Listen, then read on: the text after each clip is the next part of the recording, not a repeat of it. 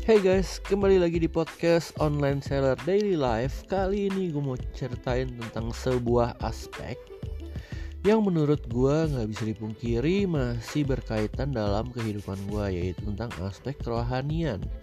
Karena menurut gue kan hidup itu harus balance ya. Jadi dari family, dari pekerjaan, dari kerohanian, dari mental health, dari semuanya lah ya. Nah, gue mau ceritain di episode ini gimana cara menjaga kerohanian gue tetap stabil dan tetap ada gitu. Karena jujur susah banget, apalagi di masa pandemi dimana semua serba online. Tapi gue mau ceritain aja sih apa yang gue lakukan selama tahun 2021-2020 tentang kerohanian. Oke, jangan kemana-mana, stay tune di podcast episode ini.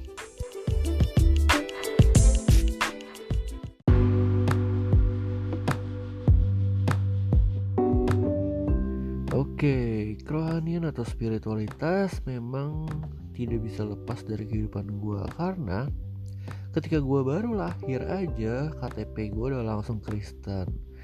Habis itu gue langsung dibaptis bayi. Bahkan belum tahu apa-apa, gue udah dibaptis sama orang tua gue di gereja. Jadi gue udah diserahkan ke Tuhan gitu.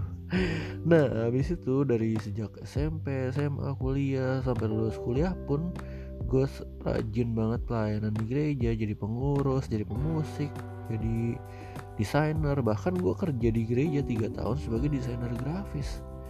Habis itu gue baru memulai bisnis online, jualan teh, bahan kue, rempah-rempah.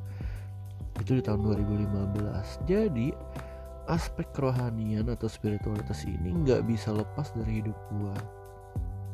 Nah, podcast ini gue rekam pada tahun 2021 bulan Desember, dimana selama 2 tahun ini gue udah gak pernah main musik di gereja. Tapi itu gak menutup kemungkinan gue lepas dari gereja kan. Karena ya setiap hari Minggu gue tetap ibadah online, walaupun cuma nonton YouTube. Esensinya benar-benar kurang banget, feel-nya juga kurang banget. Cuman ya gue maksain diri, gue puter YouTube aja, gue dengerin. Setidaknya ada pesan yang bisa gue dapetin di hari dan jam itu. Nah, apa yang gue lakukan dalam tahun ini aja lah, untuk meningkatkan atau menjaga kerohanian gue. Salah satunya adalah gue tetap pelayanan. Nah, gue tuh dari Januari, Februari, Maret, April, Mei, Juni, Juli sampai bulan Oktober baru mulai pelayanan, yaitu bikin video drama gereja. Yo, mungkin bisa dibilang pelayanan, bisa dibilang penjebakan. Karena ya bacaannya sih gue bikin video untuk Natal gereja, untuk Advent. Cuman gue gak merasa kegiatan itu meningkatkan kerohanian gue atau spiritualitas gue. Jadi gue kayaknya kerjain aja tuh pekerjaan ya sebagai jemaat yang baik lah, atau sebagai jemaat yang punya kamera. Jadi gue disuruh ngerjain itu. Nah, itu yang bikin gue kering secara rohani dalam 2 tahun ini. Apalagi di gereja gue lagi ada proses penggulingan gembala.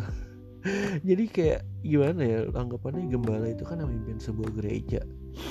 Nah, kita tuh yang jemaat-jemaatnya bingung dong kalau gembalanya tiba-tiba digulingkan, diturunkan secara tidak terhormat. Ya gitulah keadaan gereja yang membuat jemaat-jemaatnya menjadi bingung. Bahkan ada yang mau bikin gereja sendiri. Gue gak ngerti lagi nih. Cuman gue sebagai jemaat ya tetap ibadah online. Terus gue pelayanan kemarin di gereja lain juga, motretin Natalnya. Kebetulan di gereja itu gak ada fotografer ya, jadi ya gue motretin aja ya. Pelayanan foto. Nah, pelayanan musik kemarin pas lagi Natal itu ada salah satu persekutuan rohani ngadain acara Natal, jadi gue ikut main musik juga di sana. ya walaupun tangannya udah kaku-kaku udah masih bisa main gitar sih. Tapi gue benar-benar gak merasakan adanya sebuah komunitas, adanya sebuah pertumbuhan rohani. Gak ada, itu hilang dalam 2 tahun hidup gue ini. Kalau sebelumnya mungkin pas SMP, SMA gue ada kelompok kecil yang bisa sharing bareng, mendoakan bareng lah, ketemu, ngobrol, sharing tentang kerohanian, kekristenan. Sekarang nih gak ada. Jadi ya kayak biasa aja, ke gereja juga biasa aja. Bahkan habis nonton YouTube, gue matiin YouTube-nya juga lupa apa yang ada di sana. Dan sehari-hari gue malah kayak nggak dengerin apa-apa, benar-benar kosong. Jadi Senin sampai Sabtu kayak biasa aja, nggak ada apa-apa. Kenapa gue nggak pelayanan musik di hari Minggu? Pertama ya karena timnya udah lengkap katanya, jadi nggak perlu main gitar lagi tambahan. Karena mereka cuma ada tim 4, dan tim 4 itu udah ada semuanya full tim. Terus selain itu gue juga ngerasa kalau di gereja gue yang gue sekarang nih, gue nggak sebut gereja ya lo tebak-tebak aja sendiri lah. Jadi latihan musiknya itu terlalu bertele-tele gitu loh, bisa sampai 2 kali sebelum ibadah dan sekali di hari ibadahnya. Jadi kan kayak lu setiap kali latihan 2 jam, lu buang waktu 6 jam. Sorry ya gue bilangnya buang waktu, karena gak efisien gitu loh. Kadang pas lagi latihan pertama lagunya ini, latihan berikutnya lagunya beda, latihan berikutnya lagi lagunya beda lagi. Jadi kayak bingung juga kan, lu masih ikutin yang mana. Belum lagi aransemennya, belum lagi ya banyak lah yang buat. Emang kapabilitas musiciannya juga gak sejago itu, makanya kita perlu latihan agak banyak, karena bukan profesional yang main ya. Tapi gue ngerasa tuh waktunya habisnya banyak banget, bener-bener banyak banget waktunya. Dan ya capek sih menurut gue ya, ini subjektif doang. Lain halnya ketika gue pelayanan di gereja lain yang memang lebih efisien dalam latihan, misalnya kayak cuman sejam atau 2 jam sebelum ibadah sekali aja, lagunya udah dikasih dari jauh-jauh hari, jadi kita udah bisa latihan sendiri. Nah kayak gitu, itu mungkin lebih efisien ya. Nah di tahun 2022 gue sih berharap gue bisa aktif lagi nih dalam pelayanan musik, pelayanan foto sih masih tetap. Mungkin gue sih selalu loh, jadi dari tahun ke tahun tuh gue ingetin, ayo dong bikin video YouTube buat gereja, sini gue bantuin rekamin. Cuman pengurus gerejanya ya gak mau gitu nambah-nambahin kerjaan buat mereka. Hitungannya kan ini kerjaan baru kan buat mereka. Mereka kayak lama gitu, gak diproses-proses. Ya birokrasinya ribet lah. Dan ya gak jadi, buktinya gak ada video buat cover YouTube gitu, gak ada di gereja gue. Jadi ya udahlah, itu aja yang mau gue sampein. Gimana cara menjaga kerohanian tetap ada? Ya gue tuh masih dengerin podcast atau nonton YouTube tentang kerohanian, tapi itu jarang banget.